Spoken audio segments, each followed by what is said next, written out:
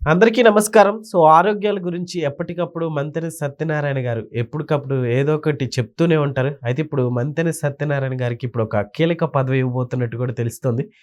వాటి గురించి ఒకసారి డీటెయిల్‌గా తెలుసుకుందాం. ప్రస్తుత స్టూడియోలో జర్నలిస్ట్ జగదేవ్ ఉన్నారు. వెల్కమ్ చెప్తాం. Hello sir. Hi Zakir. Sir ఇప్పుడు ఎలాంటి పదవి సార్? ఏదో ఈ ఆరోగ్యపరమైన ప్రభుత్వ సలహాదారుగా ఏదో నియమించే ఉత్తర్వులు ప్రభుత్వం జారీ చేసింది. అంటే మంచిదే. ఇప్పుడు ఆయన కొన్ని దశాబ్దాలుగా నాకు తెలిసి ఒక 20-30 ఏళ్ళుగా ఇదే దీంట్లో ఉన్నారు. చాలా ప్లెజెంట్గా చాలా పద్ధతిగా మాట్లాడతాడు ఆయన. మీరు దీన్ని ఇలా నివారించుకోవచ్చు, దాన్ని అలా చేసుకుంటే తగ్గిపోతుంది, యోగా చేయండి, ఇవి తినండి అంటే భలే చెప్తాడు ఆయన. అంటే నూనె పదార్థాలు, పాల పదార్థాలు తగ్గించండి. రాబోయే రోజుల్లో అత్యధికంగా డిసీజెస్ రావడానికి కారణం ఈ రెండే.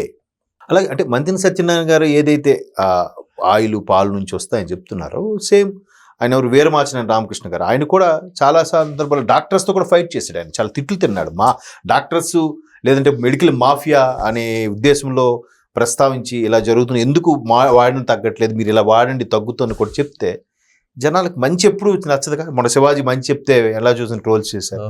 అలాగే ఈయన కూడా అయితే ఈయన శుతిమెత్తగా చెప్తాడు, మీరు మా ఆశ్రమంకి రండి, మీరు ఇలా ఇన్ని రోజులు ఉండండి, ఇలా ఈ విధంగా చేయండి, ఖచ్చితంగా డైవర్ట్ చేస్తాం, మందులు మాకులు లేకుండా ఎస్పెషల్లీ ఇంగ్లీష్ మెడిసిన్ లేకుండా తగ్గించే కార్యక్రమంలో ఆయన అక్కడే అమరావతి దగ్గరలో ఒకటి, తర్వాత నర్సాపురంలో ఇంకెక్కడ ఒకటో రెండో ఉన్నాయి నాకు తెలిసి, వాటి మీద చేస్తారు. ఇప్పుడు కరకట్ట దగ్గర ఆయన ఆ సేవలు చేసడానికి ఒక ప్రభుత్వ సలహాదారుగా నియమించడం అంటే మంచి వాళ్ళని కూడా ప్రభుత్వం గుర్తించి వాళ్ళకి ఉత్సాహంగా ఇటువంటి కార్యక్రమాలు చేస్తుంది. వాళ్ళకి ఏదో ఇచ్చేస్తున్నారు కదా, గుర్తింపు ఇస్తే వాళ్ళకి ఎంత హ్యాపీగా ఉంటుంది. ఇప్పుడు మొన్న ఆయన పేరు చాగంటి గారు ఉన్నారు. చాగంటి గారికి మరి ప్రభుత్వం గుర్తింపు ఇచ్చిందిగా, ఆధ్యాత్మిక సలహాదారు. మేము తప్పుడు నడకలో, తప్పుడు దారిలో కానీ తప్పుడు తడకలు వేస్తే మాకు ఒక మొట్టికాయ వేసి హెచ్చరించండి మాస్టారు అని చెప్పి ఇచ్చారు. ఎంత గొప్ప విషయం.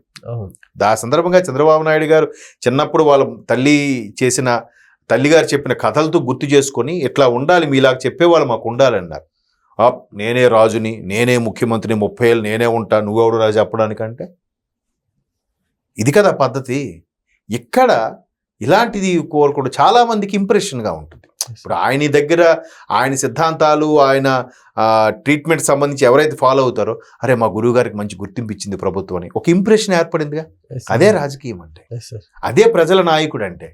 ఆ లీడర్షిప్ క్వాలిటీస్ అవే. ఓకే, ఇట్లాంటి మంచి వాడిని గుర్తిస్తుంది ప్రభుత్వం, వాళ్ళకి అండగా ఉంటుంది, వాళ్ళకి చేదోడు వాదోడుగా ఉంటుంది అనే దాని మీద ఈవెన్ సత్యనారాయణ గారి భార్య కూడా, ఆవిడ కూడా ఏదో సంథింగ్ డాక్టర్ అనుకుంటా, ఆశ్రమంలో అన్ని ఏం లేదండి. భారతదేశంలో మన దగ్గర ఉండే అలవాట్లు ఏంటంటే, పూర్వం మన తల్లులు వాళ్ళు చేసేది ఇప్పటికీ కొంతమంది ఆడవాళ్ళు చేస్తున్నారు తప్పు మాట. దంచడం కానీ, తిరగలి ఇసరడం కానీ, రుబ్బురోలు రుబ్బడం కానీ, వాకిలి చెమ్మటం కానీ, కల్లాపు చల్లటం కానీ, ఇవన్నీ కూడా భారతీయ సంస్కృతిలో భాగమయ్యి అవి తెలియకుండానే ఒక ఆసనాలు. అవి మనకి చాలామందికి తెలియదు. బాబా సినిమాలో రజనీకాంత్ గారు చెప్తారు, బట్టలు ఉతికి పెండడం ఒక ఆసనం, చేతి వేళ్ళకు మంచిదని, నడుము మీద బింది తీసుకొని రావడం నడుముకి మంచిదని, రకరకాల అవి కూడా ఆసనాలు ఉన్నాయి. మనకు నిజంగా ఆ సినిమా చూసేవరకు తెలియదు. అంత అద్భుతంగా ఉండే ఆసనాలతో పాటు ప్రకృతి వైద్యం కూడా అందించడం మంతెన సత్యనారాయణ గారి యొక్క ఇది బాగానే ఉంది, నడుస్తుంది. అటువంటి వారికి గుర్తింపించి మరికొద్ది ప్రోత్సాహంగా అంటే అటువంటి వాళ్ళు మరికొంతమంది తయారవుతారుగా. రాబోయే రోజుల్లో అంత కలుషితమైన ఆహారము, కలుషితమైన నీరు, కలుషితమైన గాలి అవుతున్న నేపథ్యంలో ఎంత కేర్ తీసుకోవాలి, ఎంత ఇమ్యూనిటీ పవర్ పెంచుకోవాలనేది పరోక్షంగా ప్రజలకు కూడా సందేశం ఇస్తున్నట్టు ఉంది అలాంటి వాళ్ళని ఎంకరేజ్ చేయడం వల్ల. ఓకే. మొత్తం మీద మంతెన సత్యనారాయణ గారికి ఈ విధంగా ఒక ప్రభుత్వ ఉత్తర్వులు జారీ చేసి ఆయనకి ఒక గౌరవాన్ని ఇచ్చినట్టుగా అయితే అనిపించింది. Okay sir, thank you.